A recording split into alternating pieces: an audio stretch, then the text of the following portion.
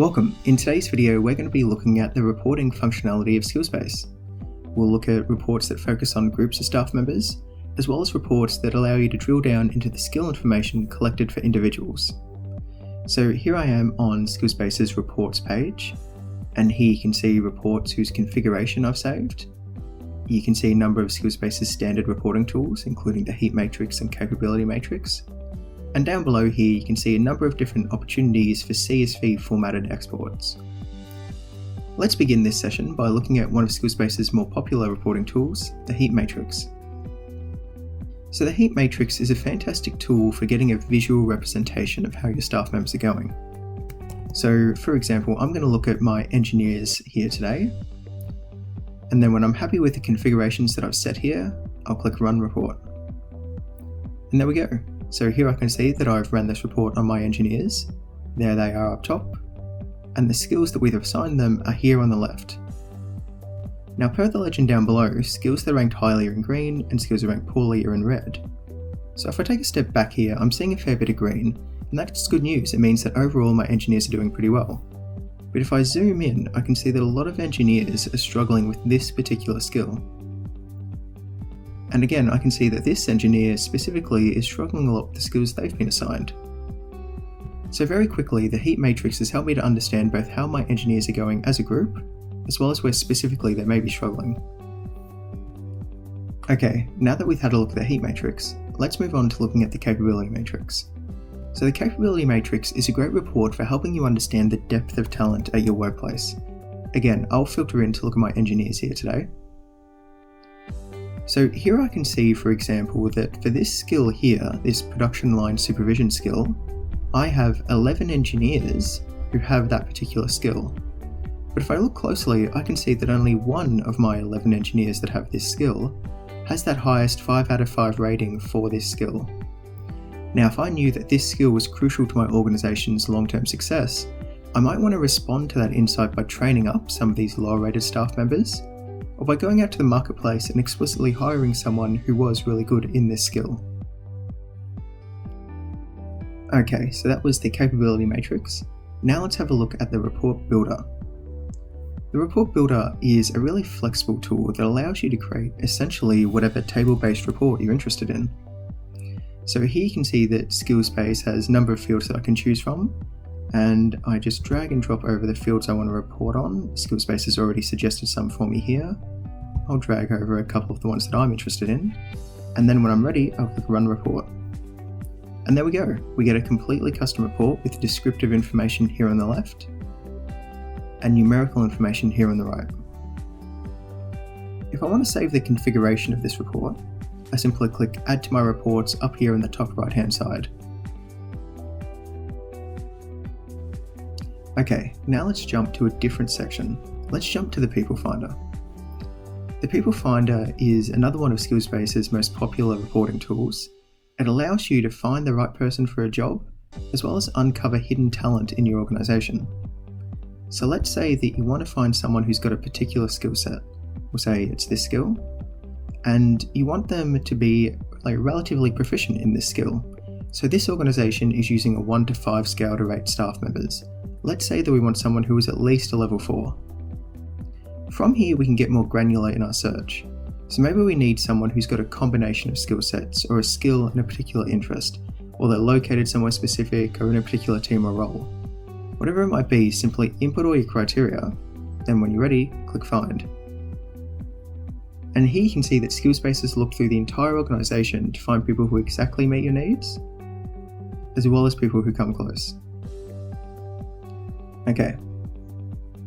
The next report that I want to showcase today is a report that can help you understand where your biggest skill gaps are. So you can run this report on any particular role, location, team, or you can run it on the entire organization. So I'm going to choose to run this report on my senior developers today.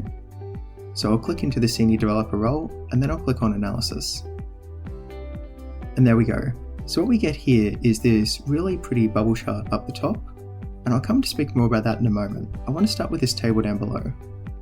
So on this table here, I can see all of the skills assigned to this group of staff members, and I can see how many people have targets for this particular skill, So this skill has 6 staff members that have targets for it.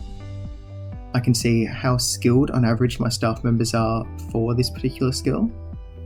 I can see what is the average competency level for my senior developers in this skill. So it looks like on average, my senior developers are 89% of the way towards hitting their target for this skill.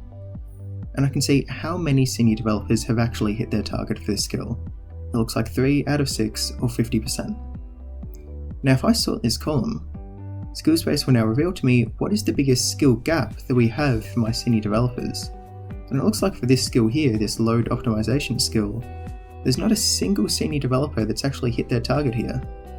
So if I was interested in knowing where I should perhaps be dedicating my limited training resources to my senior developers, I could come here, I could run this report, I could sort this column, and I could understand that, well, for load optimization, that might be where we should be focusing, considering nobody's actually hit their target there. And then that same information is actually shown above in graphic form in the bubble chart. You can hover your mouse over the question mark up here to get an understanding of what the different colours and positions of the bubbles mean. Okay, so now that we've looked at a few different reports that focus on groups of staff members, I want to now introduce us to reports that focus in on the individual. So here I'll click into one of our staff members, Alan McLean, and let's begin by looking at his summary page here. So on Alan's summary page, I can see Alan's average skill level. So that means I'm looking at his average skill rating for all of the skills that he's been assigned and assessed. I can see his average interest rating. So I can see on average how passionate he is about all of the skills that he's currently assigned. I can see his average competency level. So to the degree he has hit all of his skill targets, it looks like he's hit 94% of them so far. And I can see his top skill categories, his top interests. I can see people with similar skills. I can see areas where he's keen to improve. So there's skills where he has a higher interest level than a skill rating. And I can see his top skills. Then if I click into the skills tab, I can see a whole bunch of information here. So let's take it one step at a time. So here I can see all of the skills that have been assigned to Alan. I can see the target skill level per skill. So this skill has a target of 5. I can then see all of the self-assessment information. So I can see that for this skill, there is a self-assessment rating of 2. And so with a target of 5, it means that we're 40% of the way towards being competent for this skill. I can then see the interest rating that Alan has given this skill. So it looks like 3 out of 5. Then I can turn on the supervisor ratings, so I can see all of the information that Alan's supervisor has given us. And I can see the average skill ratings here as well. So here I can see where Alan and Alan's supervisor have agreed and disagreed. Now a nice little hidden feature about this page is the ability to tweak skills one at a time. So in this case, I'm actually Alan's supervisor. So if I wanted to adjust any one of the skill ratings I'd previously given him, I could hover my mouse over the skill I want to edit and then click on the new rating that I want to give him. And then when I click on refresh, you see that updated skill rating. Okay, so then let's look at some of the other reports that we have. So there's trends. So here you can see how your staff members have improved over time. So in Alan's case, I can see that in the workplace safety skill category, he's actually gotten better since he first started with us. And that's fantastic news, right? It means that whatever training we're providing or whatever self-development Alan's undergoing is clearly working for him. And then we have let's go to assessments first. So on the assessments page, you can get a historical overview of any of the previous assessments you've undergone with Alan. So here I'm looking at a PDF, a summary of my previous assessment with Alan. I can see any comments that I've left him. I can see the date that I performed this supervisor assessment for Alan. And I can see how Alan was assigned his skill sets. So it looks like he was assigned his skills according to his role. Okay, now let's look at the training tab. The training tab in Skillspace allows you to action the skill gaps that you've identified for an individual. So the way it works is if you have any training listed online anywhere, so it could be a YouTube video, a Google document, an LMS module, you can get the URL of that training material, give it a name, and then you can assign that training material to a specific skill and a specific skill level.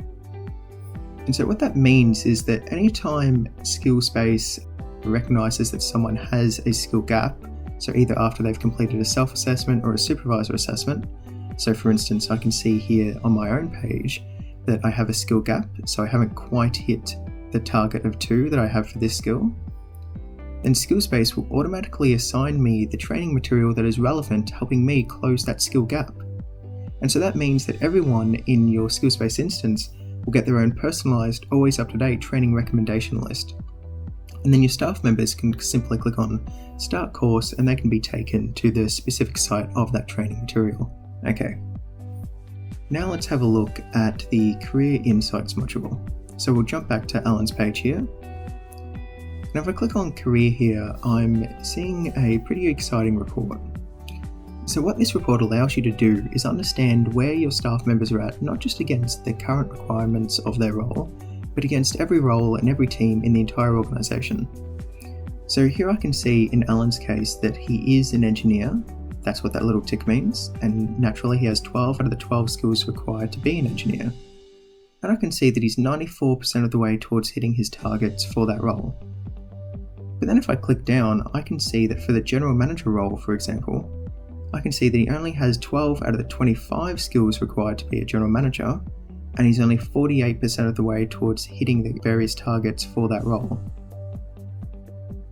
So here on the right hand side, you're able to get more detail into how someone is going against the various roles and teams that you're looking at. So here, for example, I'm looking at how Alan is going against the senior engineering role, and I can see where he's hit the targets and where he hasn't. And here on the right hand side, I also get this additional column, this related training column. So what this column allows your staff members to do is, if they're interested in assigning themselves training material that they might not already be assigned, so for example I can see that Alan isn't already assigned this particular training material, they're then able to self-select and self-assign themselves that training material so that that will appear on their training tab